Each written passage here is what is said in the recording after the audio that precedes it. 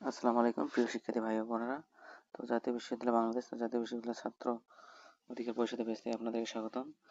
Honours 2025-26 শিক্ষাবর্ষের ভর্তির admit card অনলাইনে সংগ্রহ করতে গিয়ে দেখা যাচ্ছে যে ইনভ্যালিড বা ভুল দেখাচ্ছে। আসলে করণীয় কি? অর্থাৎ পাসওয়ার্ড ভুল দেখাচ্ছে বা admit card ready to download for exam centre not publish ইট। আসলে এটা কি কারণে হচ্ছে? আসলে এটা হচ্ছে যে সার্ভার সমস্যার কারণে হচ্ছে। আপনাদের যে ডাটাগুলো সেগুলো সার্ভার এখন পরিপূর্ণভাবে নিচ্ছে না, এই কারণে এই সমস্যাটি দেখাচ্ছে। তো সার্ভার ঠিক হলে আপনাদের এগুলো সব ঠিক হবে এবং এডমিট কার্ড অনায়াসে আসবে। যেহেতু ভর্তি পরীক্ষা আপনাদের 25 তারিখ, তো এই চিন্তিত হওয়ার কোনো কারণ নেই। 2-3 দিনের মধ্যেই আপনাদের সার্ভার ঠিক হবে। তা আগামীকালও ঠিক হতে পারে বা ছুটির পর ঠিক হতে পারে 2-3 দিনের মধ্যে। তো এত হতাশার কারণে এত ব্যস্ত হওয়ারও কিছুই নেই। আপনারা 2-3 দিনের মধ্যে এই সমাধান আসবে।